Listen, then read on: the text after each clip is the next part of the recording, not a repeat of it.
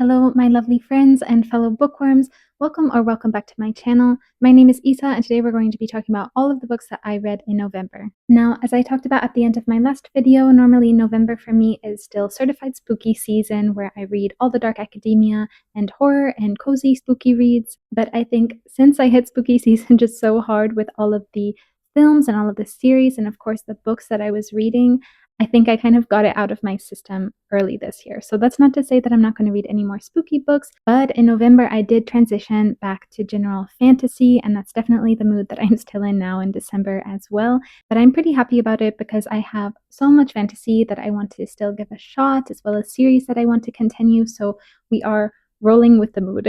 I started out the month diving into a series that I've been wanting to get into for the absolute longest. And I know that I am very much late to the game here. That is the Infernal Devices trilogy by Cassandra Clare. This is such a beloved YA fantasy series, and I had the time to read the first book, Clockwork Angel, as well as the second book, A Clockwork Prince, which I finished in the first few days of December, but we can still count them together. If you don't already know, it is a classic YA fantasy with a strong romance subplot, maybe a bit the main plot. We are set in Victoria, London, where we follow our protagonist, which is a young girl called Tessa. In the beginning, she is living quite a normal life that has unfortunately been struck by a lot of tragedy, only to find out that she is not quite what she thought she was. She is introduced to the Shadowhunter world, which are essentially part angel warriors that live in secret among society. And there are so many other creatures in this world. You have vampires, you have fae, and most threateningly, you have an army of these clockwork creatures, these automations. And of course, at the side, we have sprinkled in a love triangle, which normally, especially in YA fantasy, a love triangle feels very cliche, but I would say that this one was done really, really well. First off, you absolutely fall in love with all of the characters, and second off, the love triangle in this case is an actual love triangle where the two love interests also deeply love each other, if not in a romantic way, then in a very deep brotherly way. I absolutely love these two books, and I just dived straight into the third one now in December.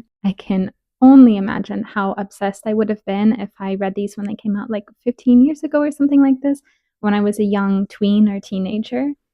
I would have forgotten to eat. On top of the lovable characters and the unraveling mystery of who or what our main character actually is, I've got to say that the Victorian setting on top of these clockwork automations, it just tickles something in my brain. This same kind of threat and the setting combination is also present in one of my all-time favorite Doctor Who episodes. It's probably tied for first place along with the Van Gogh episode. And in that case, these clockwork creatures were actually aliens, but it was still also taking place in this Victorian period, and I don't know what it is, but I just really love it. I even tried to look it up, and apparently it is a very niche subgenre called clockpunk, so it's like cyberpunk, but it's not like there's a lot of technology at the forefront of the story in general. It's really just these creatures. But I digress. That's enough of me talking about these clockwork creatures. I'm not going to be the first person to tell you that this is an amazing series. It's so good. If you haven't given it a shot, or you think that you're not so interested in YA fantasy or these classic love triangles anymore, me neither. But this one it hit. I am kind of nervous though, because it seemed like from the beginning we know who the great love of her life is going to be, and it's not who I would have chosen. I can really sympathize with the people who back in the day were Team Jacob, because I think my guy's gonna get friend zoned, and it's sad, but I would have chosen him. So after starting the month very strong and finding a new favorite, I landed straight into a very confusing, very bad DNF. And that was Killing the Witches, which was co-written by Bill O'Reilly and Martin Dugard. So what a hot mess. Where do I begin? Little backstory is that I sometimes find myself, especially if I'm procrastinating on something, going on these research rabbit holes where a topic comes to my mind and I just keep digging. And the topic that I was researching last month, probably when I was procrastinating on my PhD work, was of the first settlers in the United States, so the Pilgrims and the other first groups, because after researching a bit, I realized that I was very wrong about who this group of people was. I was kind of confusing two different aspects of early US history. I always thought that these people were coming to the States or to the New World at the time to seek religious freedom, and that they wanted a place where you were free to believe whatever you wanted to believe. But actually, this isn't really the case. This was what the founding fathers believed in later, but not what these first groups wanted. They were coming from a Protestant country and were a bit more of an extreme Protestant sect, and they were being limited in their freedoms. To bypass these restrictions, they went to the Netherlands. But when they saw that in the Netherlands, that Catholics, Protestants, Jewish people were all practicing, they really looked down on this, and so they wanted some place where it was only their beliefs, essentially. And that's why when they went to the New World, it was immediately outlawed, for example, in many communities to not be attending church service, and they had very strict laws that weren't in place where they were coming from. I don't know why I got these two ideas more mixed up, and it is a bit of a finer detail, but then I got very interested in how exactly this very repressed society ended up having some of the worst witch hunts in the world. And yeah, I guess I just wanted a more nuanced history of these people that I didn't know so much about beforehand. And I was looking into this kind of history and different documentaries, and I saw a thread where this book was recommended, and then my library had it, so I just tried it out without thinking much further. But then this book, it was not it. The first 40% kind of read a bit like Wikipedia, so you were reading the different stories of the women who were accused as witchcraft, how unfair it was, how essentially as soon as you were accused, you were seen as guilty, and the punishment was death. Now, my main complaint from the first part of the book was that it wasn't so deconstructed, especially because one aspect that I found more interesting was that a lot of these accusers, they were just the same group of girls who would, pretend like they were being possessed, and they would be like a new woman every few weeks that they would point the finger to. And that made me wonder a lot about what was going on with them and why they were making up these stories. But my main complaint is that after about 45% of the book, it is no longer about witches. It starts talking about the founding fathers and like really niche details. And we're not even in Salem, which is, strange because the title of the book is Killing the Witches, The Horrors of Salem, Massachusetts. And all of a sudden we were talking about like Benjamin Franklin's upbringing and like how he made candles and like an illegitimate child. And I don't know, because I stopped reading at that point, especially because I went and checked on Goodreads and saw that it continues this way throughout the entire book, except for one chapter at the very end, which tells the kind of true story that The Exorcist was based off of. So very strange indeed. Apparently, also one of the co-authors is a bit of a controversial figure. I don't really know about him and don't want to read about any kind of drama. But I would say that I think the man just likes the founding fathers too much if he can't write a book without talking about them for the majority of the time. I also just think I have really poor luck when I'm trying to be more spontaneous with books, because whenever I've gone into the library and just picked up a read based on the title, based on what I read on the back of it, it ends up being like some of my worst reads. And I don't know if I'm just unlucky, but yeah, spontaneity does not suit me, apparently. Do let me know, though, if you have a recommendation of kind of what I was looking for, something that dives into the witch trials and the early settlement and really into why exactly this was happening and why these young girls were making up symptoms and blaming other women, knowing that it would lead to their death, because that is just crazy to me. And the fact that it was so many girls doing it together, I wonder what was happening in their mind. But that's still a mystery to me, because I was instead learning a bit about the hobbies of young Benjamin Franklin instead. Next up, I had a very delicious reread of The Will of the Many by James Islington. I don't know how exactly to pronounce that. I've heard Islington. I know some people think it might be Islington. I'm going to say Islington. The Strength of the Few came out last month, and I've been so excited to dive into it. But my husband decided to reread. He's a big rereader himself.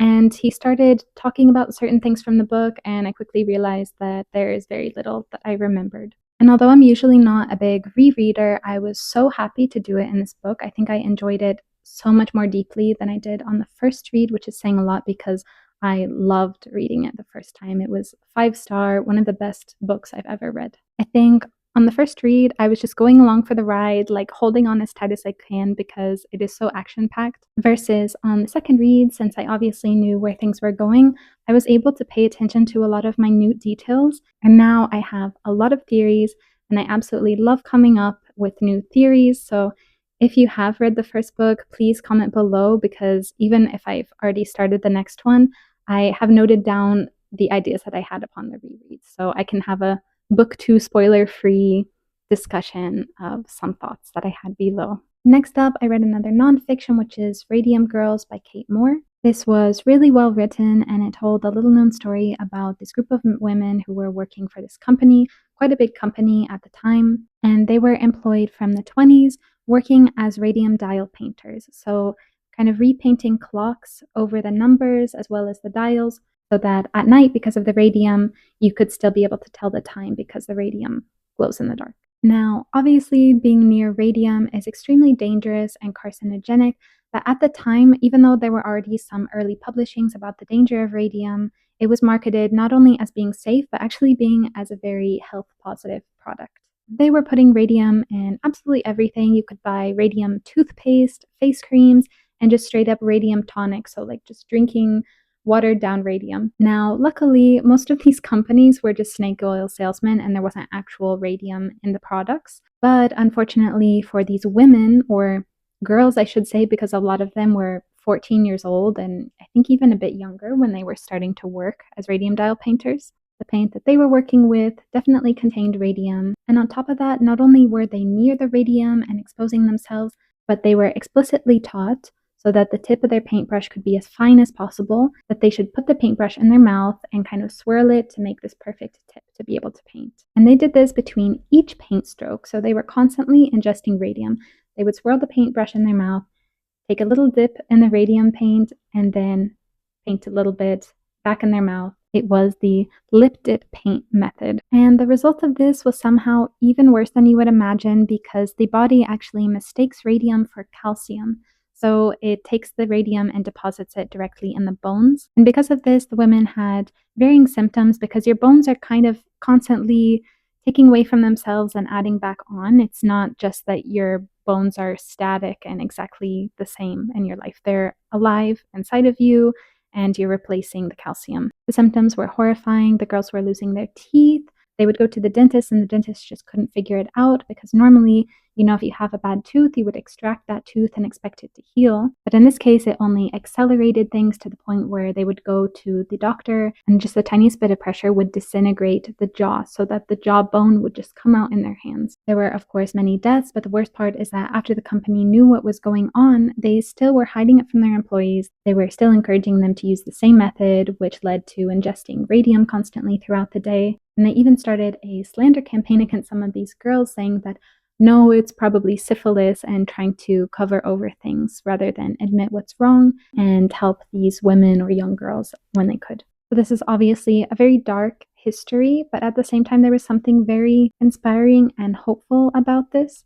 Despite all odds, like these women, because of all of their medical procedures, they were doing very poorly financially. It was also after a financial crash, so everyone wasn't doing so well. And if you had many medical bills or children on top of that, it was very hard. And of course, some of them could barely walk or were really on their deathbed, but still they were testifying, even on their deathbed, to this very powerful and very rich company. Many of them unfortunately didn't live to see justice being done, but at least their trials and experiences helped to shape policies to create a safer world so that history doesn't repeat itself. Last up, another pretty heavy nonfiction. I had no idea that I was reading all of these sad nonfiction books until I made this list. And fortunately, I think it's because I was reading The Will of the Many and the first 2 Infernal Devices books that helped keep my spirit lifted. But I read The House of My Mother by Shari Franke. Now, this was a very interesting and I think important read because it is a memoir telling the story of a young woman who grew up with her life being broadcasted on an absolutely massive YouTube family vlog. And while this is a circle of the internet that I've never watched or been involved in, it's still very relevant for all parents who think about putting their kids online because we're kind of living in unprecedented times where millions of people can have instant access to your children's information if you let them. So now we're starting to see a lot of people blur their children's faces if they have a public profile. And we're starting to see a lot of criticism of these so called family vlogs where kids are just being recorded all the time in their home and often in like very private and intimate moments that should just be with the family. Obviously, we know that childhood celebrities, a lot of them were a bit damaged growing up because of being so much in the spotlight. And I think it's often even worse for these kids who have these family vlogs because there's no privacy. They're not even just going to a studio and being in front of the camera, that it's their reality. It's like from the moment that they wake up, a camera is in their face. And I saw that Shari Franke herself growing up in this and being kind of the first generation of these kids who are experiencing that, who have come to age and are actually old enough to really share their story. She is now very outspoken against putting children in these family vlogs. She says that there's no way to have an ethical family vlog. And of course, since she experienced it herself, it was really interesting to hear from her perspective. What I didn't know about before going into this was that not only was this a story about a family vlogging situation, but it also is a story of abuse that became quite severe. There are apparently documentaries on it. I think there's even a Netflix documentary about the mother, Ruby Franke. So if you're sensitive, just know that going into it, that it's not just a cut and dry topic about family vlogging, although that is kind of at the center of this and the story that she brings together at the end, but that there was also physical abuse that was involved and pretty severe. Although Shari doesn't go herself into any graphic details, and she definitely took care to preserve the privacy of her younger siblings who are not of age yet, it's still really horrible to read about, of course. But I would still say very important to know about, especially if you have your own kids or are interested in having in the future. So there you have it. Those are all of the books that I read in November. I have to say a special thank you to James Islington and Cassandra Clare for keeping me sane and feeding me chicken soup for my heart so that these horrible stories didn't get to me because I am sensitive. On a side note, I was a little bit surprised with the number of books from November because I felt like I was still, reading a lot, but I read so many more books in October. And I was starting to have this conversation with my husband, like, I guess, it makes such a difference if you're reading thriller or horror books because in general they're so much smaller. So it was like 10 books or something like this versus 4 or 5. And and I do still think that that is a factor. But he did point out that I've been playing a lot of Baldur's Gate 3 that I discovered recently, and I already have like 30 something hours that I've put in on this game. So unrelated to books, but really loving that. Do let me know if you play Baldur's Gate 3 and what class you are and everything. I feel like a lot of people, especially who like fantasy books, naturally like video games as well. So, in case you want to chat about that, I'm also that kind of nerd. I look forward to seeing you in my next videos. I have some very exciting reads that I'm looking forward to. Please don't forget to give me a like if you enjoyed our time hanging out together. And don't forget to subscribe if you want to see further content. Wishing you some wonderful reads, and I will see you next time. Bye bye. Sorry, did you have something to add, Profe? Yeah, that's a good point.